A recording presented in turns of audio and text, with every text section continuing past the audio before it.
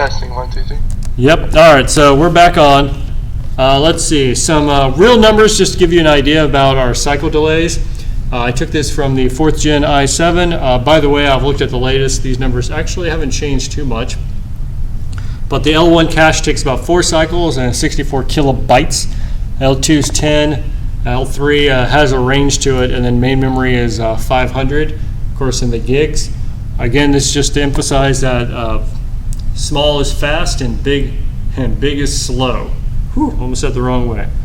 Interesting thing, at the point PS3, which if we, it was a little while ago, I talked a little bit more about the architecture. It had a very interesting architecture about how it would stream all the data. It would take 4,000 cycles to go to main memory, but once it hit go, it would just start streaming the memory straight through the processors. So it was it took a while to get it to warm up, but once it got going, it could really push a lot of numbers through. But anyways, most processors have shied away from the PS3 type architecture and stick with this cache hierarchy that's been basically the way we've been doing it for decades. Of course, what does this mean? Well, we really hope that your program can fit inside of 64 kilobytes of memory, because that's the fastest piece. If not, we really hope it's 256 kilobytes, and if not that, I hope it's only 4 to 20 megs, because after that you got to go to main memory. So let's see. So one thing to think about, since we're going to talk about caching, we actually need to think about it as a different type of memory. So far with your data memory, what you've thought about it is that this piece of data exists at this address. In other words, in the past you've thought of it as a giant array, you access it at some index, and then you write to it at some index. Well, instead of indexing at the array, you're going to do it the opposite way, where you're going to ask, does this piece of memory exist? aka, does this data value exist in memory? And if so, it returns what index that memory exists in. So just think of it as the opposite of the array. So the idea is that's what we use, primary way to access what's called a CAM, or a content addressable memory. You send data to the CAM memory, and it returns whether it was found or not found. And if it's found, it usually returns the index where it was found. So let's see, you send data to the CAM to remember it, but the question is, what should you do if the CAM is full? Well, you got to figure out what you want to get rid of. Again, if this is going a little too fast, just think of a CAM as a data structure that holds certain values. You can think of it as a hash map, and it's going to return whether that value exists in the map or not. Now, since this is a hardware architecture, it can only hold a very set amount of items. So what happens is at some point it's going to get full, and you have to decide what piece or what items you're going to eliminate from the CAM. So you have to come up with a replacement policy. Either replace the oldest data in the CAM or the least recently searched data is the idea. And we're going to have to or at least talk about a little bit more about how that's done. But let's go ahead and do a quick example. So you have your CAM array, and your CAM is just like a regular piece of memory where it holds a lot of data values.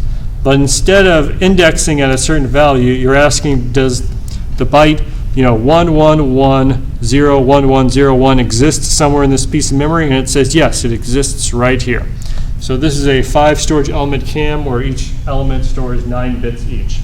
Notice that we're not using standard binary bits, and that's important because cache usually is not going to abide by 2, 4, 8, 16. It's going to be a certain number of bits depending on how you set up your cache, which we'll get to soon. Okay, so each memory can hold a copy from any part of memory. So it has 2 parts. It's the tag, which holds the memory address, aka this piece of memory I'm holding in the cache, and then it has the block, aka SRAM, that actually holds the memory. And so when you access it, you're going to compare the reference access with the tag. And if they match, you get the data back. And if not, we'll go to main memory. Let's see. And okay, before we go into the example, by the way, we are going to do a very pictorial example. And this should really solidify all these comments. But I'm going to go ahead and read all the terms to you here, and then we'll go through it. A cache memory has multiple tags and block pairs called a cache line. So in other words, the tag, which is the address of what's being held, is paired with the actual data it is holding. Okay, hopefully that's intuitive. At most, one tag will match. If there's a tag match, it's called a hit because the data was in the cache, and so we hit the cache. If there is no tag match, we call it a miss because we went into the cache, but we missed it and could not find it. So we're going to have to go on to the next level of memory. And in our example, that's going to be main memory. Our goal is to keep data we think will be accessed in the near future in the cache. Every time you miss something, you need to allocate it. So we said, oh, we tried to access this, but it wasn't in the cache. Let's go ahead and bring that in because we're probably going to use it again soon. And so we're going to allocate it in there. Of course, the question is, which line should we allocate? Random? Okay, but hard to really test your questions. We could do better than random, but what would that be? Well, that's what we call the least recently used. So in other words, if there's multiple items in this cache and we wish to remove them, where do we figure out which item to remove? Well, we want to remove the least recently used one, because that is the least likely that we're going to use. All right, there's too much text. Let's go to the example. Here we go. Perfect.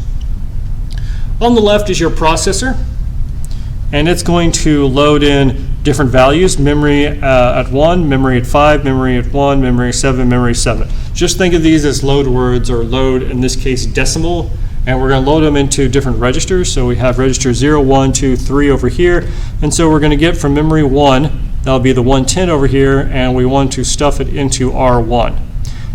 All right, so there's the processor, there's our memory, and up to this point, we really just thought of our machine as a processor on this side, memory on this side. But now we're going to have a cache in the middle. And why do we have the cache? Because since the cache is smaller, in this case it's only 2 lines, it's going to be a lot faster to access than the whole entire memory system. Now, obviously, I'm choosing very small numbers in order to keep this example simple and easy to see. In real-life processors, this line is probably billions of lines long, and this one we just saw was 64 kilobytes, so it's 64,000 lines long. The idea is still the same, just the numbers are bigger. So in here we're going to have 2 cache lines. We have one line right here and another line right here. There's a 4-bit tag field. Why is it 4 bits? Because our main memory goes from 0 to 15, and it takes 4 bits to represent a number between 0 and 15. And we have a 1-byte block. In other words, we're going to have the tag, which is 4 bits, saying which of the memory we're storing, and then we're going to store only 1 byte inside of the block. We'll get to a moment later where we can actually talk about storing more bytes inside the block. All right, let's go ahead and get this started. So we start at load. Notice that in our cache, the valid flags are to 0, meaning that both of these cache lines are invalid. Of course, that's the initial state. Like when you hold the reset line, it's going to go ahead and invalidate all the cache lines because we don't know if we've actually gotten anything yet. So we're going to load the 1. Is it in the cache? Well, anyone? Yes. Is it in the cache? Oh, no. No. I was trying to think which one just happened. All right. Nothing's in the cache, right? Nothing's in the cache. Right. Okay, I was making sure. No, it's fine. That was the, all right, is everyone awake? So we get... Yeah, I was thinking memory. Right, well, obviously it's in memory, yes. Sorry. It's in memory, so we're going to load it into the cache. There's no valid tags. This is called a cache miss because nothing's in it. We're going to allocate it by getting the address, which is 1, put it in the tag, and then take the memory and put it in the data. So memory goes in the tag, the data for it goes right here, and then we're going to call it valid because we loaded it into the cache, and then we're going to go ahead and load it from cache into the register file because that's what we're doing here. Now this is what we're talking about, the architectural view and the non-architectural view. Architecturally speaking, you're thinking that you're just loading from memory 1, while under the hood you're actually loading from a cache. So the architectural view is loading from memory, the non-architectural view in this example is loading from cache. And it's called non-architectural because you, a programmer, do not need to know about the cache in order to complete your task. Then we're I might going have missed it. The 1 and 0, is that whether or not it's in there? What was that value to the left column? Yeah, so this 1 and that 0 are telling you whether the cache line is valid. aka if the data in there is something you can get. Obviously, when we reset it, sorry, I need to stop saying obviously. On reset, we make them 0 because none of them are valid data to begin with. Okay. What happens if it's invalid? Why would it be invalid, I guess? besides not being anything in there? There are many issues that can come up in the future that would make a line invalid. We will hopefully get to that during class, but it's going to take a while. Right now, it only matters that initially they're invalid because we have to, on load up, actually know whether the data is correct or not. Oh, okay. Yes. Sorry. I'm good. No, that's a good question. I'm just trying to come up with this. This is the simplest example I can give because it only gets more complicated after this. By the way, guys, make sure that this example is crystal clear because we're only going to start tacking on things from here on out. Okay. So we load memory 1. 1 miss, no hits. We load from 5. Well, is memory 5 in the cache? No. No. So this is going to be a cache miss. And we're going to load in the LRU, the least recently used. Put the 5 right there. We're going to go ahead and move the data, the 150, over into that data value, and then we're going to set it valid, and then we're going to load the 150 into register 2, because that's what our instructions said, load from memory 5 into register 2. And there it is. Now LRU is the other one. Okay, skipped over what LRU means, least recently used. It is marking what is the least recently used item, aka if you were to order all the uses of each of these cache lines, which one is furthest in the past? Well, luckily with just 2, this is simple because it's the one that wasn't used last time. And the reason why we hold that is we're trying to take advantage of something called temporal locality, wherein that if you use something once, chances are you're going to use it again in the near future. So, we'll go in that a little bit more, but the LRU signifies what we're going to evict if we need to. So now we're going to load from memory 1. Is memory 1 in the cache? Yes. Yes, it is. It's a hit. So we just service it directly from here, and we're loading into 3, so it should jump right down there. And we move on to the next. Notice that that's where our first big boost was, because this cache was going to take, what was it, about, we'll say 4 nanoseconds as opposed to 500, which is what it would take in the case of the i7. So that was a huge performance gain right there. Next is memory 7. Is memory address 7 in the cache? No. No. It's a miss. What are we going to replace? Well, currently 5 is the least, right? Yeah, least recently used. So we're going to overwrite the 5. Bring in. Evicted. Yep, going to evict it. Pay your rent, 5. 5 could not pay its rent. It's gone. So we bring in the 170. And then we go ahead and service it to main memory, and that does count as a miss. And then the LRU is the other, back to the 1. And now we're going to load from 7. Is it in the cache? Yes. Yes, it is. So it's a hit. We service it directly, and we're done. So we had 3 misses and 2 hits. Now this example is contrived just to get you the idea of misses and hits. Most caches hit rate is well over 50%, but it's kind of hard to give a simple example with a very low miss rate. Okay, before I go on. I want to feel like we're playing Battleship. See, memory 1, miss. Oh. All right, that was good. Yes, any questions? So when it comes to least recently used, I'm guessing when it searches through the cache, it's almost like some sort of a loop statement. Does it start with the least recently used and work its way through the cache? So your question is, how do we implement least recently used? I have not gone to that, but the quick answer is we don't ever actually fully implement least recently used. I'm calling LRU right here in order to help you out. What we do is we approximate LRU, and there's different algorithms in order to do that inside of hardware. But for this example, just assume that there's a magical piece of hardware that tells you what the LRU is. And in this 2-line cache, that's not too hard because it's just what the last, not the last line used, right? Okay. Yeah. Great question. Any others? I want to ask, is there like a system or anything, a way to like, say a program knows it's going to use a ton of things a lot? Is there any way for something to go, I'm going to put this all in the cache just to have it in there? So there is a special instruction called prefetch, And that's that's something you can put in from the programmer and say, hey, look, I'm about ready to use this whole giant array. You better start fetching it now. And so that, for high performance applications, that is used a lot. Okay, so if you want something to be very efficient and you know that you're going to be using it like constantly, you can make sure that it's in the cache and not have to wait. Right. Usually the way it actually works is, let's say your data, because if all your data fits in the cache, then there's no need to prefetch. But let's say your data doesn't fit in the cache. What you'll do is, once you realize you're done with certain pieces, you'll tell the machine to start prefetching other datas while you are computing something else, so you can kind of mask the memory latency there. Yes, and that is done.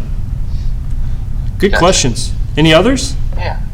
I guess my other was not maybe in detail, but like this is a very simple memory system. Do ones today have like more crazy stuff going on in the background, or is that pretty much like? Yes, there's a lot of stuff going on, but the basis of what's happening is displayed here. Okay. And we're going to go into a lot of the other features soon. That's why I'm pausing right now, because I need y'all to ask me all the questions you can, because this is everything's going to basically build on top of what you see right here. All right. I will back up while you think about it. Oh, I wanted to double check the tag. Is that the address? Yes, that's the address. So for example, so in this case, we're just doing 1 through 15, but it would be like a hex value or something? Yes. Yeah, that's why the tag. Sure. You probably said that. Yeah, remember the tag in this case was 4 bits, because it takes 4 bits to represent all of memory in our current system, in our current layout.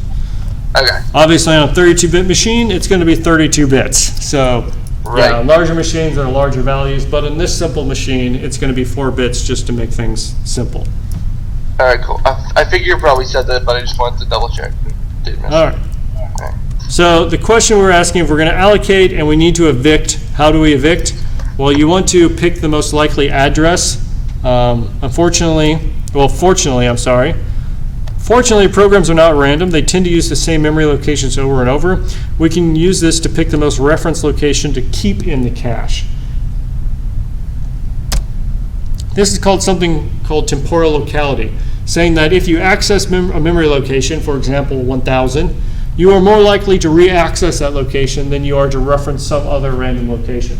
So that means once you access memory 1000, you're probably going to use memory 1000 again. So let's go ahead and keep that in the cache. And we call this temporal locality. Temporal locality says any miss should be placed in the cache. It is the most recent reference location. It says the least recently referenced or the least recently used cache line should be evicted to make room for the new one, because re-accessing probability falls over time as a cache line is a reference. In other words, if you access something and then you don't use it, you don't use it, you don't use it, you don't use it, that means the probability you're going to use it again has diminished substantially, so you might as well evict it if you need to. And then we got into this example where, again, we have 2 cache lines, a 4-bit field in order to represent all of memory, 1 byte per block or per cache line. The first one we try and access is now in the cache, so we go and allocate it on the first line. LRU is the second one. We try and read from memory 5 and register 2. It's now in the cache. That's a miss. We allocate it in the cache line and service it. We access in memory 3, stuffing into register 3. It's in there. It's a hit. So we go ahead and service it, and then notice that the LRU goes to the next one. And then we access memory 7. It's a miss. So we're going to evict one. Which one do we evict? We'll evict the least recently used, because via temporal locality, it is the least likely to be used again. So we get rid of the 5, and we replace it with the value for 7. And then we service it to register 3, and then we access memory 7, which is a hit, and we service that to register 2. All right, hang on. Any questions before we move on? Let me give you all a minute. This is vitally important.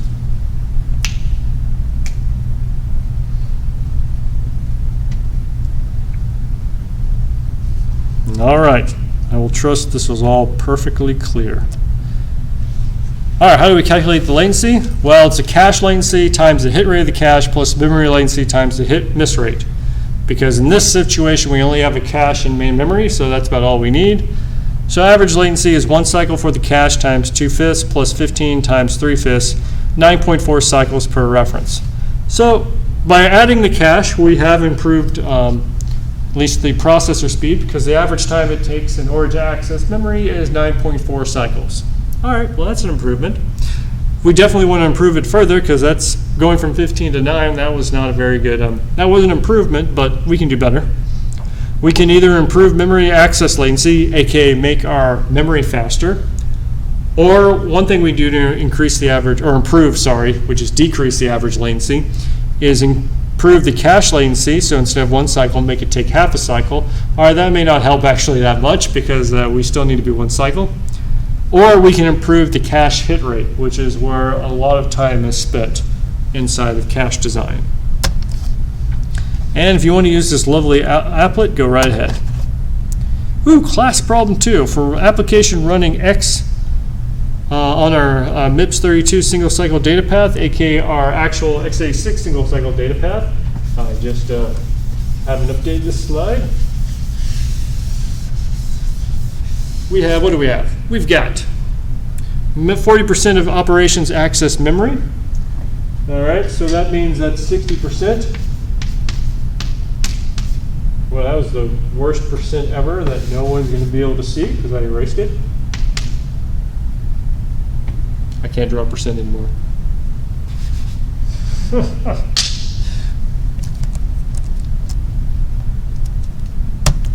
Good. Whew, that's much better. Equals 1 cycle. And then 40%, so that means 40% of memory. That 90% of memory references hit the cache. And whenever a cache miss occurs, the processor stalls for 20 cycles to transfer the block of memory into cache. So it takes 21 cycles. All right. This is actually very important. So that means that 0.9 times 0.4 equals 1 cycle. And then 0.1 times 0.4 equals 21 cycles. Okay. Now, FBI's totally listening, yeah.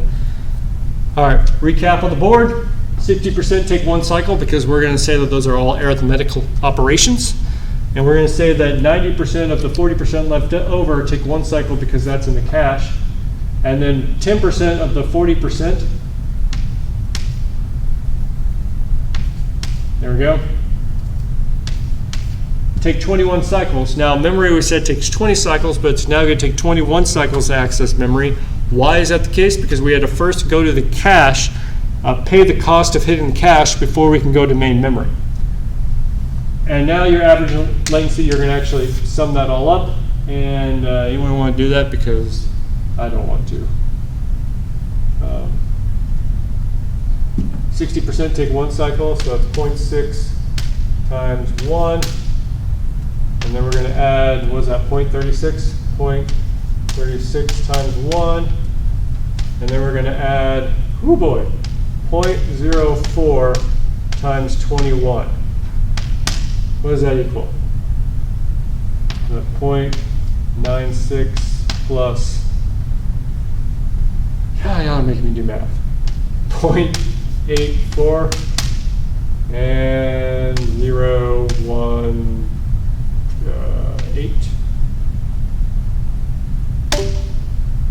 I got 1.8. Did anyone else get that? Yeah, I got 1.8. Okay. Sweet. So CPI clocks, whew, there's now chalk all over my keyboard. CPI, or cycles per instruction, is 1.8 cycles per instruction. What would it have been if we didn't have the cache?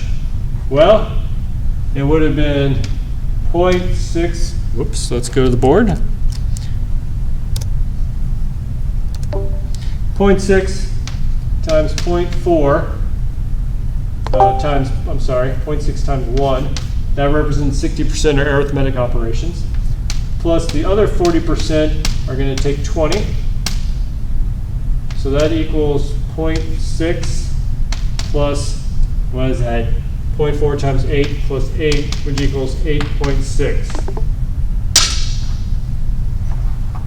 1.8 down to 8.6 down to 1.8. That is a huge benefit and all we did was we added cache. What's also important is notice that even though the cache added latency to the main memory, the performance that was gained was still substantial. So in other words, it is almost always highly advantageous in order to add at least some type of cache inside of our system. All right, I think we're going to be at a good stopping point here. Are there any questions about this? I wanted to make sure I understood in the problem. So, like, if you didn't have cache, you would have the same latency of every time having to get the memory from the RAM. Yeah, so that would be, So, this is a cache, this Okay. is main memory.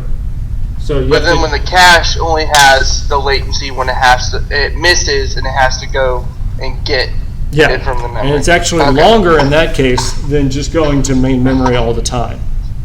Because you add the extra thing of having to check to see if it was in the cache first. You got it. But you're saying that by probability of the likelihood of you using the data in the cache, you're going to save a ton of time. So by It's having most likely a hit that- rate of 90%, Right. that totally eclipses the cost of the extra cycle to go into main memory. Got it. And your hit rate's 90%, that 90% is pretty good. Normally your L1 hit rate is 70 to 80, sometimes 85%, and then your L2 is way higher than that.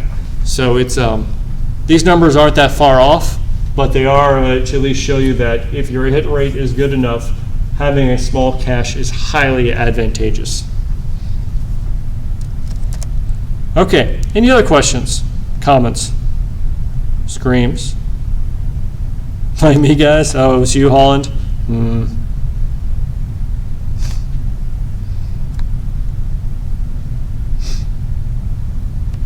Okay.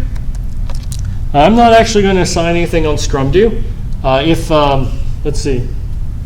From now on, I'm just going to come inside of a Discord to answer questions.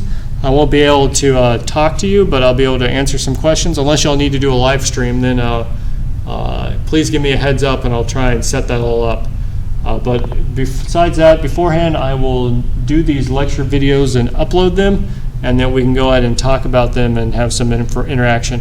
Hopefully this, what am I supposed to call this? This online only time at CSU won't take too long, and then we can go back to our regular scheduled programming. All right, any questions? Nothing? All right. All right, well, that's all for today.